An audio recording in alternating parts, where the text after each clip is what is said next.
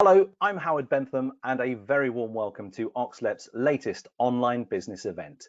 At the Oxfordshire Local Enterprise Partnership, we believe it is key to provide our business community with a platform and an opportunity to understand what the future local economy may look like here in Oxfordshire and how businesses can play their part in shaping it. Today's session aims to share expert opinion from across our successful business community, providing a useful, interactive and relevant forum as we all continue to assess and evolve our businesses shaped in many ways by the effects of the global pandemic. For this online event, we will focus on the Oxfordshire Plan 2050 and discuss why the business voice needs to be heard. The timing of this event couldn't be more important. A full consultation of Plan 2050 is set to close at the end of this week on Sunday, 10th of October. This follows a 10-week discussion with communities from right across Oxfordshire. Many of you may have joined us for a similar webinar at the start of the consultation period, encouraging businesses to play a full part in the Plan 2050 process. As many of you will be aware, Oxfordshire Plan 2050 is one of the commitments made by the county's local authorities as part of the £215 million housing and growth deal. OxLEP is a signatory to this deal, which was confirmed 3 years ago. The Oxfordshire Plan 2050 will determine how the county will grow and develop over the next 30 years and aims to highlight Oxfordshire's ambition and desire to remain a dynamic business economy as well as a world leader in technology and innovation. It will also aim to ensure there are plenty of good, well-paid jobs, preserve the unique history and heritage that draws millions of tourists each year to Oxfordshire, and give our communities unrivaled opportunities whilst maintaining the amazing environment that we live in. And with the world turning its gaze to the UK for COP26 later this year, this is the ideal time to be talking about a sustainable plan for Oxfordshire for the decades to come. This morning, we'll hear from a number of high-profile Oxfordshire business leaders who will outline for one final time why it's vital that the county's business community engage with Oxfordshire Plan 2050, helping to shape a future economy that is viable and creating opportunities for all communities, be they local, national or international. We also want to hear from you over the next hour or so. On your event dashboard, there's a questions tab. If you have any comments or questions for our panel, please post them here. We'll then have a live dedicated Q&A session at the end of this broadcast. If there are points raised that require more detailed feedback, one of the OxLEP team will be back in touch with you later. And if you're watching this as a recording, then do get in touch via the OxLEP website, oxfordshireLEP.com, and contact the team that way. We hope this event will highlight to our business community the need for you to engage with Plan 2050, helping to create an Oxfordshire that is renowned across the UK and around the world, with the ability to attract talent and provide opportunities for young people and local communities, ensuring that they have a stake in the future prosperity of the county. Details of this consultation process, as well as the Plan 2050 themes, can be found via oxfordshireplan.org/business. Now, before we meet our panel, I'm delighted to introduce to you OxLEP's Director of Strategy and Programmes to reiterate why business engagement really is mission critical to Oxfordshire Plan 2050. Here's Ahmed Goga. Howard, thank you, and good morning to everyone as well. Thank you for joining us in this really important webinar to discuss the Oxfordshire Plan 2050. Now, many of you will have in your business working practices have talked about the need to plan ahead, the need to make sure to prepare for the future. Now, Plan 2050 is exactly that. The consultation on the initial plan closes on Sunday, and there'll be a process by which there'll be further iteration and another consultation will take place next year. But this period is really important because it will provide the opportunity for businesses to give a reflection on the ideas that are emerging and will form the backbone of how the plan will evolve. And why does that matter? Well, Plan 2050 is going to define how Oxfordshire will develop over the course of the next 30 years. It's going to set out the framework around which we'll be looking at our employment activity, how our business areas are expanded or developed, but also critically provide the vital infrastructure and social and digital infrastructure that's going to be needed to support Oxfordshire moving forward. Now, if we think about it in broad terms, what that means is it's going to influence where and how our key business sites are able to expand and develop. It's going to determine the way in which we manage our tourism and our vital attraction of visitors into our economy to sustain our key sectors around the visitor economy. It's also going to be absolutely vital in helping to ensure we have the right range of houses to support our young people and also to support our local communities as well. And also the right quality of homes as well to meet our ambitions around being a net zero location before 2050. It's also absolutely fundamental to the way in which we as a place will evolve as well, providing the right community locations and providing the right social infrastructure that will enable schools to be developed and also other important assets that helps the community to flourish and thrive. So this consultation really does matter, and it matters because it will help and define how businesses will expand and evolve over the coming years and be in a position to provide those vital, well-paid, high-skilled jobs that we want our Oxfordshire economy to be able to focus on. So business has an absolutely central role in how Plan 2050 evolves. Business is absolutely going to be fundamental to the way in which it then is delivered as well. So it's absolutely vital that businesses are involved at this stage through the consultation, and so that their ideas and perspectives are informing the plan as it evolves. The themes that the Plan 2050 are focusing on are built around 5 particular areas. First of all, it's absolutely focused on creating jobs and promoting and providing homes as well to meet the needs of local communities. Absolutely fundamental and something that businesses all across Oxfordshire repeatedly flag as a vital need for the community. Alongside that, the Plan 2050 will also be thinking about the type of travel and connectivity that we need, providing sustainable public transport and really building on the ambitions that we want to have for a zero carbon Oxfordshire as well. Thinking about active travel solutions, looking at other ways in which we can connect people to the jobs that are being created as well in a sustainable and healthy way. Building on that, and absolutely central to the plan right across the through, is addressing climate change. How can we make sure that the plans that we have for the next 20, 30 years are also very much consistent with our ambitions to be a net zero place? Also look at how we can bring innovation into that ambition as well to deliver better, more efficient, carbon neutral homes, and also to use technology to reduce the emissions that come through our transport infrastructure as well, and to plan ahead for new forms of transport as we evolve as well. Also building on that is creating strong and healthy communities. And if ever we had a vital time to look at that is in the post-COVID environment, where we were able to see firsthand the challenges that come with a global pandemic and how communities and services are having to respond to the new ways in which we have to function and operate as a society as well. And Plan 2050 is absolutely looking to build resilience into our communities and to think about how we can build more healthier lifestyles, and how the development that we take forward under the plan is thinking about these things. Think about healthy place shaping, for example, as part of our planning assumptions and planning design work as well. And then finally, the 5th theme that we are looking at is improving environmental quality and really thinking about how we harness our fantastic landscape, how do we nurture it and protect it, and also how do we make sure it's part of where our whole county evolves and develops over the coming years as well. So those are the 5 key themes that the plan is focused around. They are on the website, as Howard said, on plan2050.org/business. But it's an important context within which this discussion has to happen. Where do businesses look to ensure that their investments and their priorities can be achieved? And how can we make sure that the planning framework, the infrastructure, and the other connectivity pieces all come together to enable us to maintain our dynamic, flourishing economy as well? It's really important that businesses get involved. Businesses' voice are absolutely vital to this process, and it's important that you also contribute your ideas and suggestions about how the plan should be structured moving forward as well. So I encourage everyone to get involved. There will be a further update on how you can do that in the coming days and weeks as well towards the end of the webinar.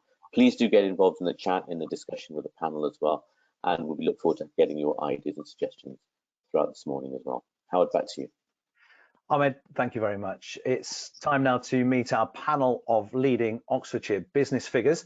We're thrilled to have on board 3 really dynamic and forward-thinking business leaders with fantastic local credentials.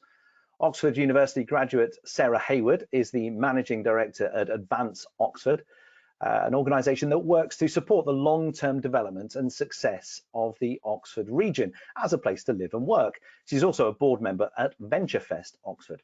In addition, Sarah is also active in supporting the case for flexible working and has considerable experience in managing and developing teams where members employ a whole range of flexible working patterns.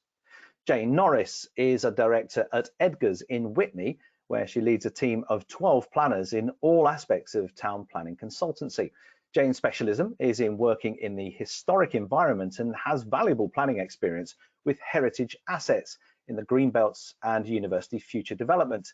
She has a master's in urban planning from Oxford Brookes University, and her company Edgar's was proudly named Property Leader of the Year at the Oxford Property Awards 2019. Jane's also a non-exec director at OxLEP.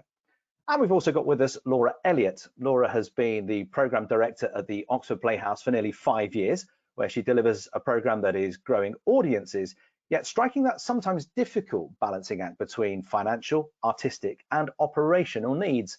Laura manages a multi-million-pound artistic budget, setting and monitoring budgets for productions, leading on all financial and contractual negotiations. Welcome to you all. Remember, we really want to hear from you watching this broadcast and encourage you to engage in the discussion. Get onto the questions tab on the event dashboard, and if you have any comments or questions for our panel and Ahmed, please put them here. We've allocated some time at the end of this session to reflect on these, and we'll endeavour to get through as many as we possibly can. So thanks again to Sarah, Laura and Jane for joining us this morning. Great to have you with us.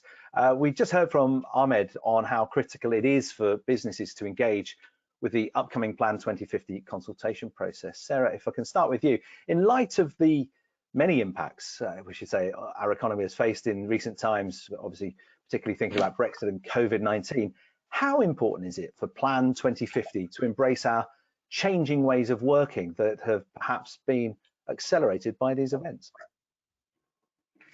Thank you, Howard. Well, I think it's incredibly important. Clearly, one of the challenges for all of us is that 2050 is a long way out, and I certainly will be well retired and out of the labour market by the time this plan is in its final stages. But of course, the important thing is that it's not just a plan for 2050, it's a trajectory about how we get there and how we need to see the landscape develop over the course of the next 30 years. And I think you're right to reflect that actually there's been a really significant amount of change in working practices as a result of the COVID epidemic. And in many ways, we've seen it accelerate as systems that we would have eventually got to, but probably would have taken at least a decade, if not longer, in my opinion, for us actually to get to the level of embracing home working, flexible working as part of the way that businesses organise themselves. Of course, we can't delude ourselves to think that all businesses will be able to respond to these new ways of working moving forward.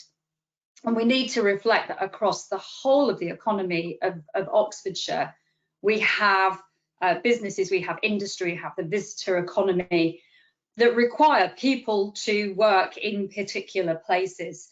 Now, in my role, I work with innovation, so science and technology-based companies and organisations. And throughout the whole of the pandemic, laboratory-based services, manufacturing services, clinical development activities have all continued, and that has required people to go into workplaces. So I don't think it's right that we can expect a whole-scale shift away from the need for people to go to workplaces, and therefore the issue of where people live, what their experience is of travelling to work, the proximity that they have between workplace and home place continues to be incredibly important.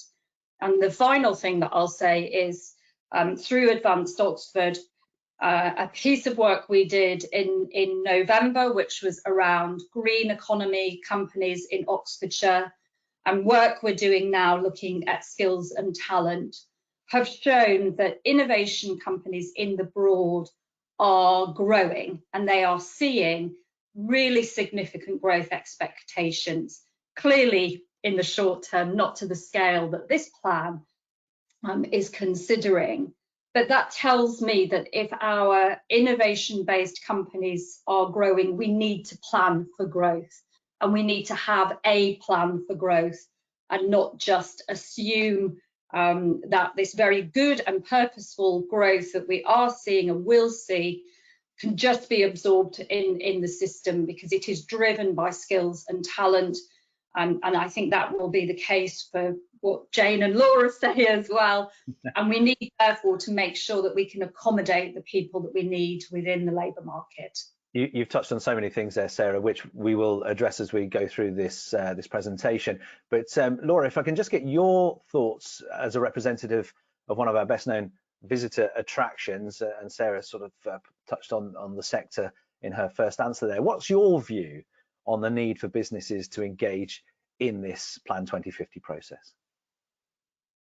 I think it's absolutely essential, because at its heart, it's about making people's lives better. And that's what particularly the cultural sector does in Oxfordshire. The Oxfordshire cultural sector is huge.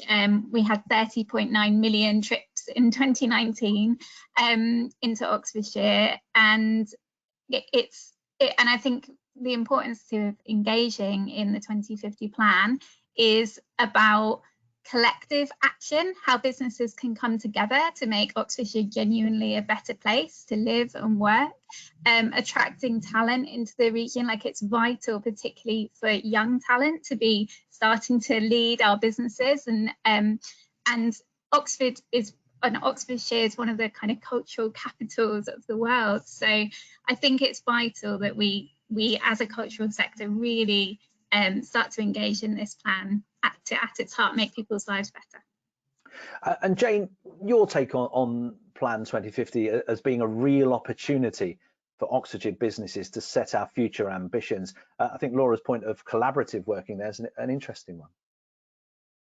Yeah, definitely. I'd urge all business leaders or business representatives to really engage with this process, because this is the opportunity to really shape the future and to influence how Oxfordshire will develop over the next 30 years. But I think it's key, more particularly as I see it in my role as a planner. Certainly, there has been a tendency perhaps for developers and landowners to really dominate the conversation, and I think it's really important that those who are engaged in running businesses, who are looking for premises, who are trying to recruit staff, actually have a say and have a voice within this conversation, because I think the team want to hear what they have to say. It's really important that those who are going to be implementing this plan, are involved in this plan, are actually involved, and they have a voice, and particularly younger people as well. So if you have young people within your organisation, ask them what's the key issues for them. Is it about they can't afford a home? Is it about the difficulty of getting to work? Is it about poor cycleways? Where would they want to live? I think it's really, really important to engage with that younger element and younger community within these organisations across the whole of the county to really shape how we move forward, so that everybody has a voice and have the opportunity to comment. There's lots of opportunities to look at locational options for the county, particularly for housing and associated employment growth. And I'd urge businesses to look at that and see where for them those different options would actually work for them. It's an opportunity to perhaps try new things or a blend of new ways of working and new ways of developing. And I think this is the opportunity to really engage. This will set the scene for what happens at the more local level. So talking from a planning perspective, I think this is your chance to really engage and really shape the future of the county. And I think something you said there that's so simple, Jane, is just have a conversation with the people that you work with. I mean, if you're a business leader watching this right now, that just actually ask your members of staff, and particularly focus on the young ones, because it will directly affect them. You know, at the ages that we're likely to be now, that in 30 years' time, that's where they'll be. Yeah, I mean, we have an amazing sector of innovation and spin-outs from the university and STEM sector, but we also have a sector that support them. And I think, you know, we need that supporting sector to also, you know, represent itself and actually come forward and explain that they need premises in wherever, or they need co-working space wherever. They need a different way of working and what that would look like for them.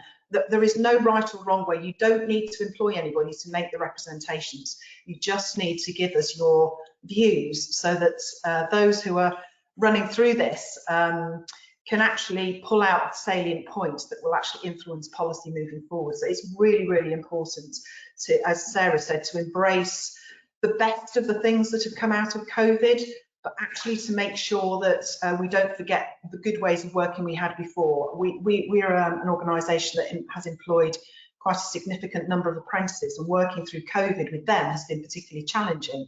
So for us, actually having a blend of working in the office and out of the office is probably the way we'll be working for the future. But you need to have that contact with people. You need to have the fast broadband connection, so if they're not in the office.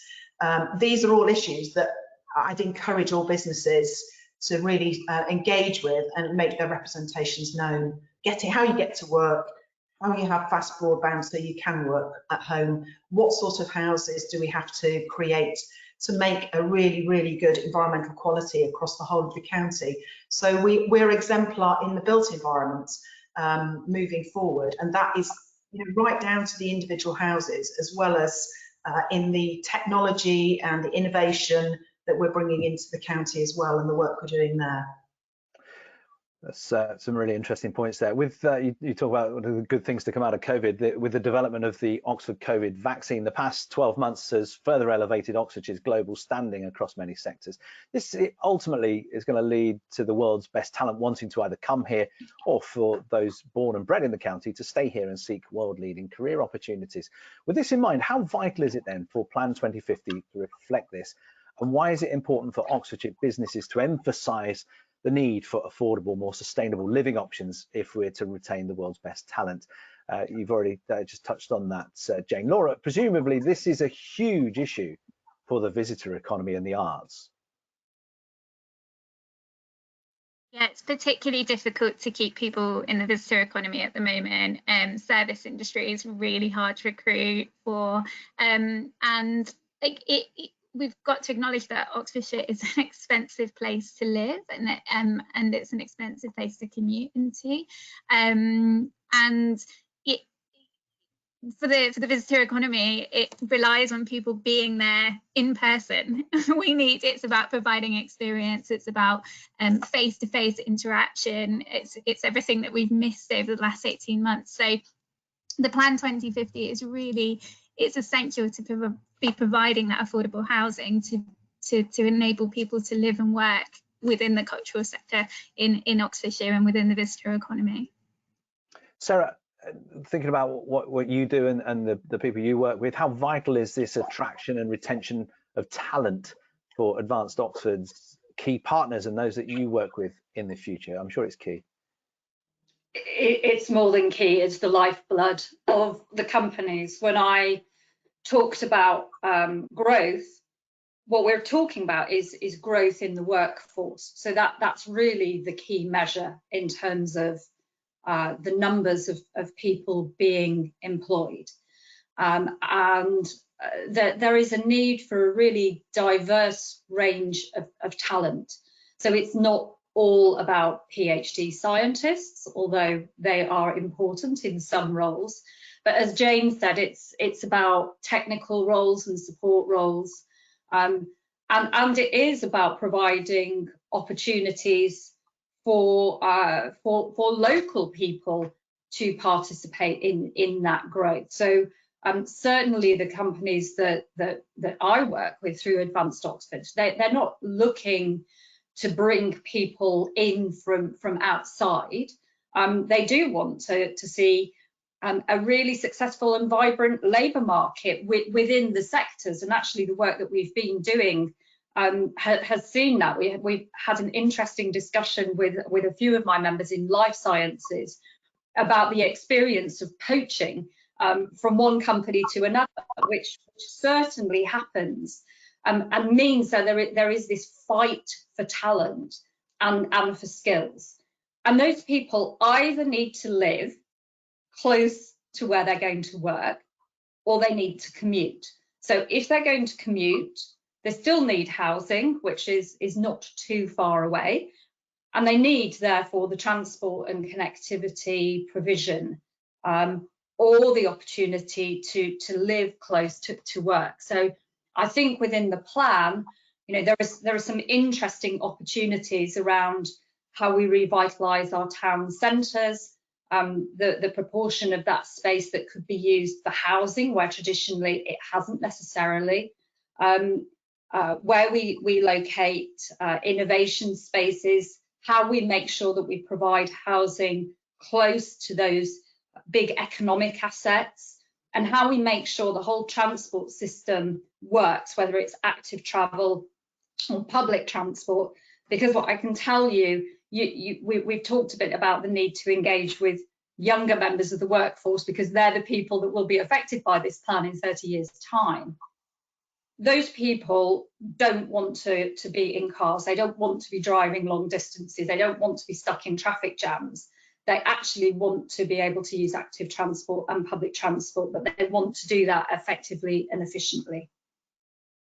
And speaking of people getting in touch, thank you for the questions you're posting already on the platform. Make sure you head to the questions tab. If you're watching this live right now, post your questions for our panel, which we'll address towards the end of the broadcast. Now, Jane, I'll get your view on this. When it comes to spatial planning, often there's a perception that we have a, if you like, a binary decision to make. It's either about development or it's about protecting the environment.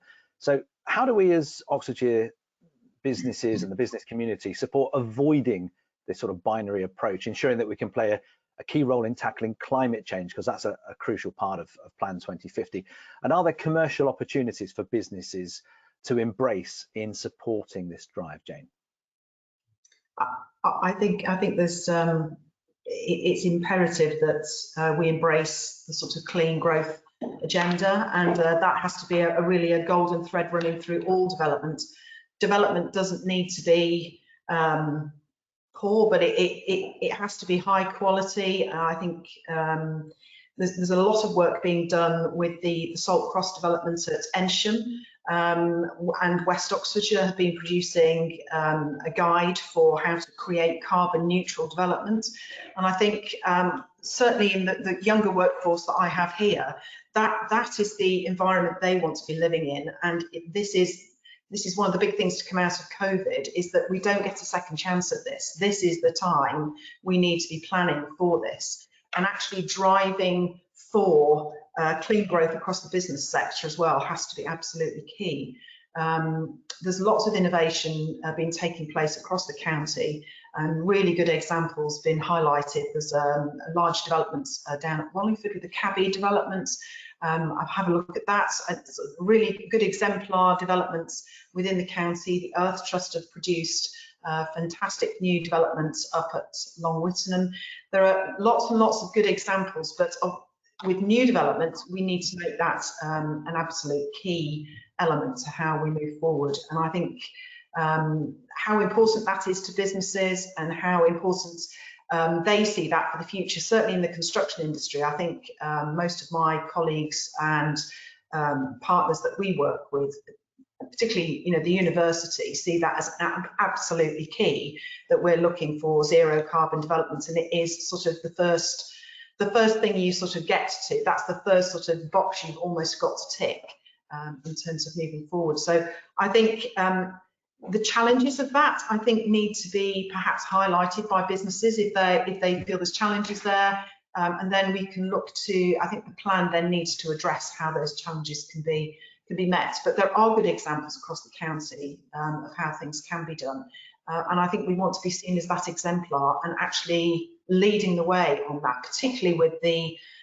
innovation in this sector that I know Sarah's been heavily involved in, promoting through Advanced Oxfordshire, highlighting how you can actually develop as a company in a much more sustainable way, and zero carbon, with the zero carbon agenda at the forefront.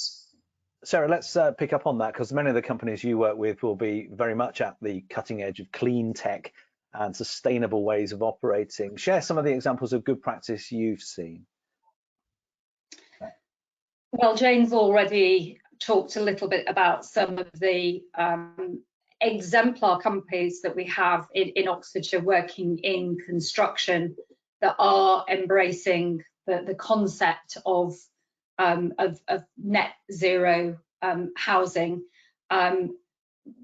We really need to see that embraced much more widely, and we need to see that across the whole of the housing stock, so not just at the high end, 5-bedroom family houses. But if we look at the innovation landscape in Oxfordshire, we really have some astonishing technologies being developed here. I expect people will be familiar with Culham, which is the National Centre for Fusion Research. Really important in terms of the global effort to bring fusion energy, which is a zero carbon energy, into the marketplace. But as well as Culham, we've got some great companies that are also developing fusion technology. We've got a really broad range of businesses that are developing more efficient, more effective solar panels, so that the amount of electricity that can be produced by those panels is increased significantly. Oxford PV is that company. We've got companies working in battery storage, so battery technology, how we can store energy is absolutely critical. And Harwell campus is also really at the heart of this agenda. They have an energy tech cluster that has companies working across a whole spectrum of challenges, looking at new fuels, how we can operate vehicles, electric vehicles, autonomous vehicles that operate in a very efficient way. So it really is incredibly broad, and those that are focused a little bit on the energy side of that, but equally we've got a really wide range of companies that are embracing environmental challenges, ecology challenges, sustainability challenges as well.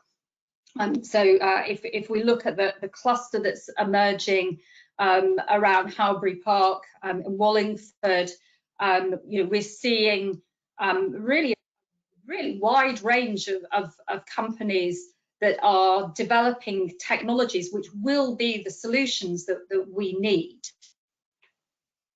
Laura, if I can turn to you, and keeping sustainability as a backdrop to this, but if you like, just moving slightly away from it, recognizing that footfall and people movement is such a key thing for the arts and cultural sectors, because people want to come and see, don't they? So how can we ensure that Oxfordshire's towns and our city continues to offer that strong visitor economy in the future? I think, firstly, we've got to recognise that we're still rebuilding out of COVID. So we're still rebuilding audiences. We're still rebuilding the cultural sector, encouraging people to come together. And in some ways that's been easy in some ways, because people are desperate to experience things again, but it's been hard in other ways because there's still a lot of confusion around safety and all sorts. So I think it's recognizing where we are, it's recognizing rebuilding, and then recognizing where we want to go. And I mentioned it at the beginning, but I think collaboration and collective action is a big part of that. And within the kind of visitor economy in Oxfordshire, the cultural sector in Oxfordshire, to really shout collectively about who we are as a region, who we are as a city, and all the cultural experiences. You can come and spend the day in Oxford and go to the Ashmolean and go see outside the old fire station, go to the North Wall, and we've been working quite closely with Experience Oxfordshire to ensure that collective message is there in terms of bringing audiences back in, but also really trying to get cultural experiences out into the towns in Oxfordshire. Like there is often a lot of focus on the city, and we're really focused on trying to get work out to Didcot, get work out to Banbury, because we shouldn't, we need to really work to improve the kind of cultural provision within those places, so people aren't so reliant on getting into the city, because that helps our environmental aims as well. All very good stuff. And all of us here today, I'm sure, are very hopeful that we'll still be around to see what 2050 in Oxfordshire actually looks like. Although, Sarah, I think you were leaning to you might be on a Caribbean island somewhere by then, just looking in. But That would be nice. it wouldn't have just. But in all seriousness, how critical is it for young people? And we've touched on this already, but let's really sort of drill down into this. And in particular, those with entrepreneurial minds, to be inspired by what an exciting future Oxfordshire looks like. Sarah, Oxford's got a track record of attracting the world's most talented young people, and that's a given, but it's not always a given to stay forever, is it? How can we continue to attract the talent over the next 3 decades? The university is part of the answer, obviously, but there's more to it than that. The universities are definitely part of the answer, and in fact, if you think that our 2 universities in Oxford act as a magnet for people coming in to be educated and to be trained, and in fact, then if I can separate out, although they're part of the universities, the business schools as a separate entity, we're not very good at the moment of keeping some of those people. So there is rather a view that people come to Oxfordshire to be educated, but that they don't necessarily stay, and they don't necessarily see the opportunities that are on their doorstep. So I think that there is still a lot that we can do to try and connect up the flow of students into the companies, and we mustn't forget that actually both of our universities they're not just turning out graduates having done undergraduate degrees, but as Jane is an example, they're really important in terms of postgraduate qualifications, and it's now certainly the case that the University of Oxford is training and educating more postgraduate students than it does undergraduate students. We must not neglect further education and our apprenticeship providers. We have some really, really fantastic further education providers within the region. We have also some very specialist provision in apprenticeships through Oxfordshire Advanced Skills and through the Engineering Trust as examples. We need to continue to work with employers to help them see how they can tap into that pool of talent, but also make sure that the offer to the school-aged children is clear about the opportunities that exist to go into high-growth businesses in Oxfordshire. And the final thing I'll say is, of course, we mustn't just think about Oxfordshire as an island. It's from a geographical perspective, it's an important part of what we refer to as the Golden Triangle for life sciences. It's a part of the Thames Valley and the southeast of England, but also it's a really important part of the Oxford-Cambridge arc. And the universities collectively across the arc are working together in a way they never have before, and how they can support the flow of skills and talent into the workforce, the innovation-based workforce across the whole of the arc, is going to be essential to the continued purposeful growth and good growth that we need to see, not just in Oxfordshire, but across the whole of the UK. Laura, how important is it for young people to understand the future opportunities in the arts specifically? Clearly, there is a continued need to elevate our amazing cultural offering that exists here in Oxfordshire, but it's hooking in the young talent, isn't it, that's going to be absolutely crucial here? Yeah, it's massively important. It's massively important for audiences of the future, for visitors of the future, but also for the talent of the future that's on our stages, providing those cultural experiences. And I think what's really important for businesses to do is to place young people's voices at the heart of their businesses from a really early stage. So, for example, at Oxford Playhouse, we provide opportunities for young people right from age 0 through to 25, and you know, from 18 to 25, we have a program of young ambassadors that are regularly feeding into how we run our organisation. We and I think, again, sorry to keep banging on about the collective voice, but looking at how we can support young people collectively across like through the Cultural Education Partnership, and providing kind of collective opportunities for young people to really feed their voice into the cultural sector and say what they want to see on our stages and within our galleries and within our museums, and providing those opportunities to participate and be part of it and be making the work. Because the more, you know, the more young people are actually involved in the creation, we talk a lot about co-creation at the moment, the stronger our sector is going to be, and the stronger it's going to grow in the future. Jane, specifically, what do we need to communicate to young people? What is the crucial part of the message, if you like, that they come away in their heads saying, I need to be in Oxfordshire? What is it we need to say to them?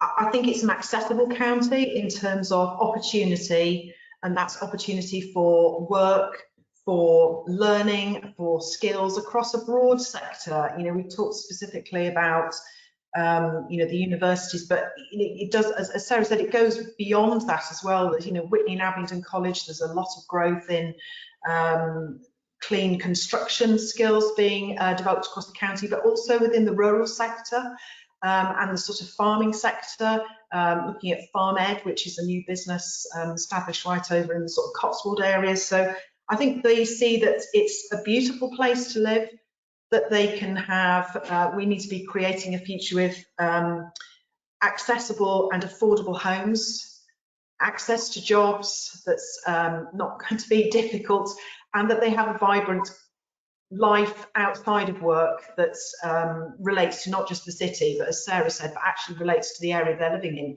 So that there are activities that are supported within each of those larger towns and even down to the smaller communities. So we're supporting communities right down to the smallest level, you know, be it through you know, there's activities in the pubs or in the village halls. You know, for some, that's what they want. I think we need to try and cater as much as we can for access to good housing, good jobs, learning skills, and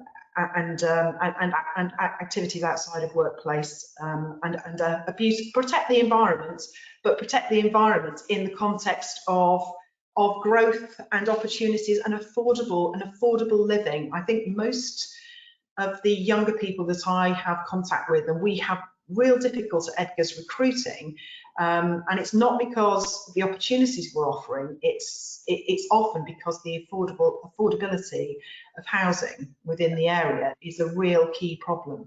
And so actually encouraging people to stay from Brookes or to come from other areas is a big ask. You know, you've got to really, it's very difficult to operate in that circumstance as a business when affordability of housing is so very, very difficult. So yeah, well-paid jobs, a beautiful place to live. It's a fantastic county from a countryside point of view. We know that those areas need to be looked after and protected, but there is growth to encourage that sort of rural sector as well. But why would you not want access to London, but actually it's a beautiful place to actually be here anyway. Yeah, I mean, obviously one of the issues is that London is so near, but if you're paying London prices for houses, if you like, then, and you're not getting the London experience, then you ask yourself the question why. I think it's really interesting. I'll ask each of you this. Is the fact that Plan 2050 is looking nearly 30 years into the future actually an issue when trying to engage businesses? Obviously, that's why we're here today, to try and get as many people engaged with this. But when it's that far ahead, businesses obviously looking after matters of today and tomorrow, maybe next week, but not necessarily 30 years down the line when maybe their business will not be around and they might not be around. So is that a part of the engagement issue here, Sarah, do you think? Yeah, I definitely think it's an issue. We had a discussion with our members last week in preparation for our submission on the consultation, and that was very clearly from everybody one of the challenges that they were facing, because, you know, as I said, you know, I won't be working in 30 years time. I really hope I won't be working in 30 years time. I'm hoping, as you've suggested, Howard, I might be lying on a Caribbean island somewhere, but you know, it's outside of normal business planning and strategic planning timeframes to be thinking that far out.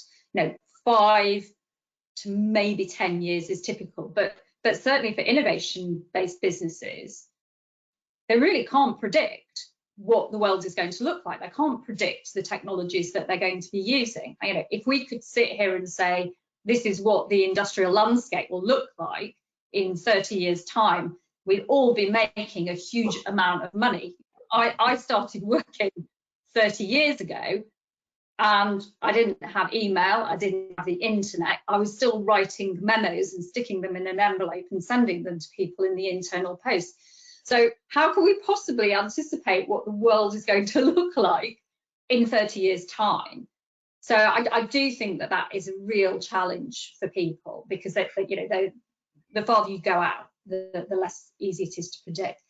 However, I think there are some things in the plan which people can get hold of and are really important, because there are a number of areas where what the plan is saying is, let's look at this at a regional level. Let's not leave it to localities to determine, because some of these things need to be looked at strategically and collectively. And I think issues like that people can get hold of.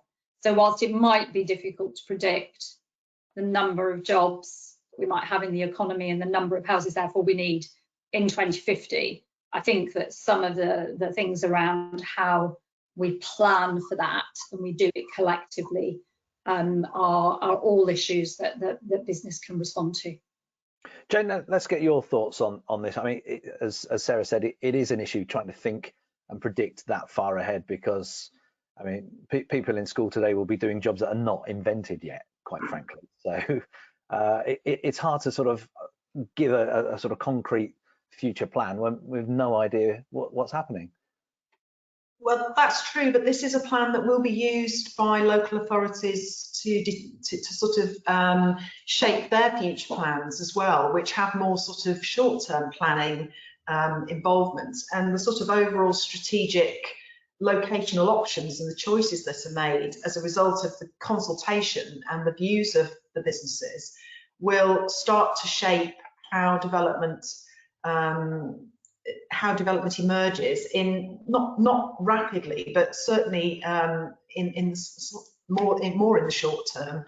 A lot of the local plans don't exceed, I know this even 15 years ahead seems a long way, but they will be preparing their local plans and revising those on a rolling programme. And without this plan in place and that framework in place, that strategic framework in place, then you know there is no cohesion across the whole of the county. And also, you know, from an infrastructure point of view, it has to be done on this level, and there are long lead-in times. You know, some of the farming community and some of the perhaps sort of larger organisations will definitely be thinking on this sort of length of term anyway. But yeah, I appreciate it's an issue, but I would say that, you know, a lot of the investment that's been delivered to the county on the back of producing this plan will probably be spent in the shorter term than sort of the next 30 years. And it's essential that this plan is in place in order for that to go ahead, and also to make sure that we have the right housing numbers in the right place. because otherwise you end up planning by appeal if you don't actually have the right provision at this level and then at the local level to move forward. So I know it's a difficult concept to grab hold of, but it's actually really critical that people engage right now, even though it's a longer term ahead. That's a really good answer, and the fact that there's a wider plan and other plans fit into the wider plan. I think that's a really good way of helping people trying to understand something which is just like looking into the future is so difficult, isn't it? I guess looking at the past, Laura, in your trade where we've had strolling minstrels and whatever for hundreds and hundreds of years, and there will be in 30 years time, I dare say, but nothing stands still. Absolutely. I think hopefully there will always be art and culture to make people's lives better. And but I think what's so exciting about engaging in the 2050 plan is that opportunity, particularly to imagine around tech, imagine how tech is going to support the cultural sector. You know, we're looking at, obviously COVID has kind of accelerated that really quickly within the cultural industries over the last year and a half, but to imagine how that might affect the cultural industries in 2050 is a really exciting place to be. And it was mentioned earlier that I'm a member of staff that will just about be working in 30 years. I'll just be retiring. You're just bragging. No, but I think it's a really exciting to engage your younger business leaders now who will still be working in 30 years in something like this. There'll be a lot of appetite there. So I think it's vital. It's just, I imagine it is quite hard to engage a little bit at the moment, just because we have been in a bit of a reactive place for a long time now, but it's nice to do some dreaming and it's aspirational, and I think that's really important. I love it. I might take that away from today. It's nice to do some dreaming. I like that. Thank you, Laura, Sarah and Jane for now. We're just going to take a moment to review some of the questions and comments that you've been posting on the platform during our discussions this morning. Thank you for all of the messages so far. OxLEP's communications manager, Rob Panting, has been collating those posts, and well, you've had an hour of people sending you messages, Rob, and some of those that we received prior to the broadcast as well. What sort of questions and comments are people making? Thanks, Howard, and good morning, everyone, and thanks to the panel for some really insightful comments over the last half an hour or so. Yeah, lots of reflection on the points made by the panel, and I'll endeavour to cover off as many of those as possible. Both Sarah and Jane touched on this. One of the questions from our virtual audience is around apprenticeships and also nurturing our own talent too. So the question was, how important is it for us to nurture our own talent, particularly through schemes like apprenticeships and traineeships? I guess that's across all sectors. I know we've done a piece of work at OxLEP fairly recently, our skills team, looking at the breakdown of apprenticeship vacancies over the past year, and there's been an uplift, particularly in the visitor economy and hospitality sector around apprenticeship. So clearly there's a trend there. But maybe if I could throw that to Jane initially, what are your thoughts on? And I think you touched on it, as I say earlier, on the importance of apprenticeships and trainee schemes. Apprenticeships, I think, are absolutely key. It offers an opportunity for young people to learn new skills across a wide, it's massive range of opportunities for businesses to really engage, from business graduates to learning new skills within the construction industry for the green growth as well. We have planning apprentices. It's really important for the local authorities as well to really be taking on that. Whether you're a levy payer or you're a non-levy payer, I think the provision of apprenticeships for all the industries within Oxfordshire and including the sort of support as well as the sort of key sort of innovation industries is vital. I think it offers an opportunity, to not get the debt if you were going to university, and to actually really learn on the job. You become qualified much quicker, but actually having the provision of those apprenticeships and businesses who are keen to engage in that and give of their time is also a big ask. And to some extent, once you've actually gone through that process, it still goes back to the issue of, well, can I afford to stay living here because it's so expensive? So it goes back to some extent to the housing issue. But yeah, apprentices are absolutely key. We've relatively small business. I'd say a third of our workforce at one point in time were apprentices as planners or as business development. Some of the providers were local, others weren't, but it's still maintaining that new skill set within the county. Yeah, it's critical, I think. Skills. Definitely. Great, thanks, Jane. Laura, can I just maybe get your thoughts on that too? As I say, within OxLEP, there was a piece of work done looking at various statistics, probably ONS statistics, looking at apprenticeships, apprenticeship provision in the county, and it did cite the visitor economy, and I guess that extends to culture and arts too. I guess it's an opportunity for young people in the future to maybe get their foot in the door when it comes to the art sector and the cultural sector. Just get your thoughts on that, please. Yeah, definitely. I mean, apprenticeships are absolutely vital to get young people into the arts. I think sometimes people think there's a bit of a mystery behind the arts industry, and so I think the cultural sector as a whole across Oxfordshire really try and do a lot to demystify that, and that is through apprenticeships, but it's also to take it one step back through work experience.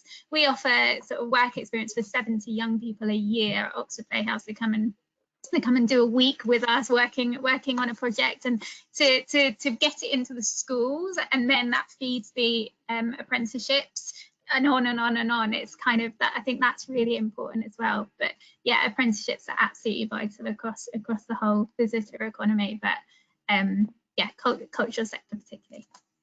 You may well be inundated with further requests now for work experience. I certainly would have jumped at the chance of work experience at the Playhouse a long time ago, obviously now.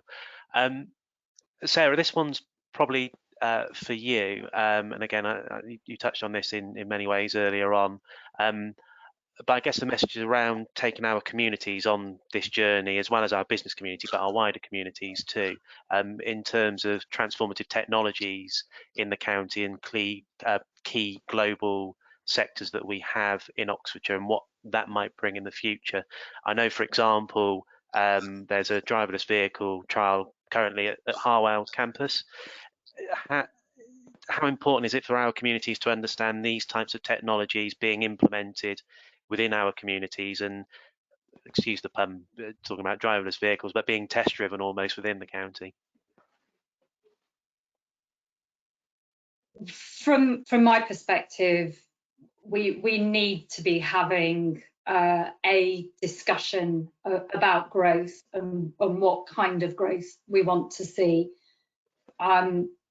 It's clear to me that there is a degree of sort of political, large P and small p zeitgeist that is anti-growth and says, Oxfordshire is, it's got as many houses as it needs, it's got as many jobs as it needs. We don't want any more, and particularly, with the levelling up agenda, maybe that job creation should be happening somewhere else. But actually, we have to see that all ships rise on the tide, and Oxfordshire is one of the engine rooms of innovation in the UK. And not only does it provide lots of really good quality and purposeful jobs within the region, but it also has really significant flow through into the economies of other parts of the UK. I think one of the challenges is that sometimes what is going on behind closed doors is really hidden, and I think that's why the really fantastic news coverage about innovation in Oxfordshire over the last 2 years, because of the COVID pandemic has sort of shone a spotlight and shown people that companies that they might have driven past, or university buildings that they've driven past or walked past, there are really great things going on inside there, and things that can be transformational in terms of the way that we live our lives. So I think it's beholden on all of us to effectively throw open the doors. You know, we love Oxford, all of us, to walk around. It's a beautiful place, but what do you see? You see lots of closed doors and big walls. You don't really know what goes on inside. And for me, that's sort of symbolic of really how Oxfordshire is, because we've got lots of really great science parks and campuses, but unless you go in there, because you have to go in there because you're part of that ecosystem, maybe it's not entirely clear what's going on. So more autonomous vehicle trials out on the roads, showing people some of the tech. You know, we've got some fantastic demonstrator projects in clean energy going on in Oxfordshire at the moment. You know, Energy Super Hub, Oxfordshire, all of that, we need to be shouting from the rafters about it and making sure people know that this isn't about concreting over the countryside. This is about business and growth that really makes a difference to people. And actually that, you know, that extends into the visitor economy and the culture as well. It's not just about the innovation landscape. Thanks, Sarah. I promise these questions aren't choreographed, because the next question is, do we take what we have here in Oxfordshire for granted, and is there a danger that we remain quiet because of this? So, you know, you mentioned the internationally focused science parks, the cultural offer that Laura's touched on as well. Ahmed, I know it's something that we speak about quite a lot within OxLEP. Maybe just to bring you into the discussion around that. And maybe to anchor it into the detail of the Plan 2050 consultation, which I think is it brings the two together. And Sarah said something really important just now about what's going on in the county, and you know, sometimes almost like parallel lives, you know, to not connecting, almost people not realizing what's going on around them, the innovation, the technology happening in spite of. I think we're getting better at that, and I think that's improving. But I think it's important for people to understand this. If we did absolutely nothing today, from today onwards, and the Plan 2050 said we're not going to do anything more, even that will not be enough, because the level of innovation, the level of growth in terms of job creation and technology is going to happen regardless. Okay, we've got businesses here. Fantastic news at the end of last week with Oxford Nanopore, another of our great companies, a $1 billion plus company floating on the stock market now, homegrown, created by two scientists in a lab in Oxford University a few years back, now employing over 800 people and rising. Not just jobs for scientists, but jobs of plenty for people in finance, in logistics, in sales, a whole panoply of jobs for everyone in the county. And that's just one business. There are hundreds of businesses like that work with the likes of Advanced Oxford and with other parties. And Plan 2050 is exactly about that sort of issue. How do we make sure that businesses of that world-leading capability that are here, creating jobs for our young people moving forward, are provided with the infrastructure that enables them to continue to succeed, but also we are able to provide the housing and the social, digital, and physical infrastructure for communities to access those jobs, and to ensure that we can attract and retain all other businesses that are still here. So even if we did absolutely nothing, these issues will remain, which is why Plan 2050 is so vital to make sure we plan ahead. Now, one of the observations that was made earlier is that the horizon is so long, 30 years, none of us are going to be around. We're going to all be on Sarah's Caribbean island enjoying some cricket and chilling out. But let me put this into the context. You know, Harwell campus, one of our wonderful world-leading assets. But we could talk about Begbrook, we could talk about Culham, we could talk about a whole range of other places, Oxford Technology Park, and then new developments like Oxford North, the opportunities in the west with the potential science park as part of the Garden Village one. These will take a number of years to come to fruition. They'll take over a decade, and we have to plan for those. And business making investments, for example, or creating jobs or landing new opportunities takes a period of time. It will take time to get the finance together, the investment together, the physical building of the things. So the plan horizon might feel very far away, but actually the near term, the next 10 years, the decade after that, are absolutely need to be planned now. And if we don't have that in place, many of the issues and challenges we are struggling with now will continue to be the challenges we face in 10 years and 20 years. And it won't be us who will be trying to solve those, it'll be our young people and their kids as well. So it's incumbent on everyone right now to really think about what we need to put in place and how the plan can make that happen. And everyone has a role to play. And I think the key message I want to get across today is, if business don't get involved, the business voice won't be factored into these discussions, and that will be a huge detriment to Oxfordshire as a whole. So it's absolutely fundamental we get a diversity of voices from a whole range of business leaders, whether you're in a technology space, you're a small company, you might be in logistics, you might be in the visitor economy. Everyone will be impacted by this plan, and it's vital that they contribute.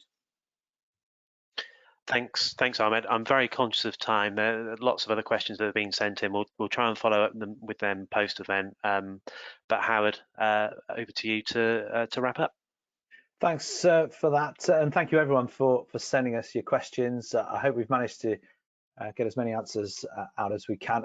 As Rob said, we didn't quite manage to address all of the questions, so one of the OxLEP team will be in touch to follow up with you directly on that. Thanks to OxLEP's Rob Panting for fielding the various posts on the platform. Before we close this morning's event, I just want to get a final word from our superb panel of business representatives, and it's a simple question, I hope anyway. Let me just ask each of you in turn, from a purely business perspective, what would your one wish for Oxfordshire Plan 2050 be? Jane, can I start with you? One wish. I hope it's as ambitious as the sort of innovation sector are, and that we really set an exemplar for the whole of the country. That's my wish.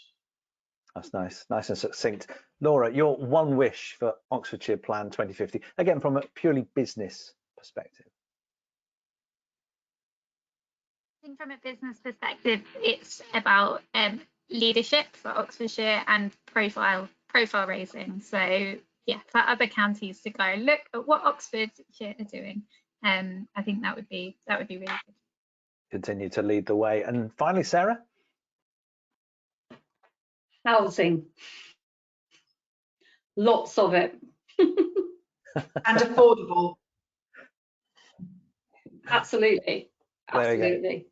Affordable housing, yeah. And one man's or one woman's affordable is, and that is the problem in Oxfordshire in many ways, isn't it? That you've hit a nail very squarely on the head there, Sarah. Yeah, definitely. But following on from Ahmed's comments, I would say a lot of people use this opportunity to object to things. If you're supportive of the ambitious growth within the county, please just write and support the ambition. If you can extend your comments to where you think growth would be and which bits you're really supportive of and what you want for your business, I really encourage you to do that. Your voice will be listened to. Sarah, you look like you were about to say something there, and Jane was talking. No, I completely agree with what Jane has. This has to be about ambition. It has to be about. I use the term, an engine room. We need an engine room. We are an engine room. We will continue to be so, but we have to have people to operate the engine, and we want those people to be able to really embrace all of the fantastic opportunities that living and working in Oxfordshire has. Good quality work, fantastic culture and arts, beautiful landscapes, great amenities, good things to do, easy to get to work in a sustainable and low carbon way. There'll be a lot of people saying amen to that. So thank you, everybody. That's it for this OxLEP digital event. A big thank you to our panel, Jane Norris, Sarah Hayward and Laura Elliott, and huge thanks as well to Ahmed Goga from OxLEP. As we mentioned right at the start of the event, this public consultation for Oxfordshire Plan 2050 closes on Sunday, this Sunday. That's the 10th of October. So if you're watching this as a recording, make sure that you get your thoughts in before Sunday, 10th of October. It's therefore essential that you take part as soon as possible. OxLEP encourages all businesses to participate in the consultation, and we believe it's a great opportunity for our business community and indeed all communities in the county to give their views as to the future direction of Oxfordshire, particularly following what's been the most testing of times for everyone over the past 18 months. Head to oxfordshirePlan.org/business for more details. That's oxfordshirePlan.org/business. Well, thank you for watching, but for now from me, Howard Bentham, and everyone at OxLEP, it's goodbye.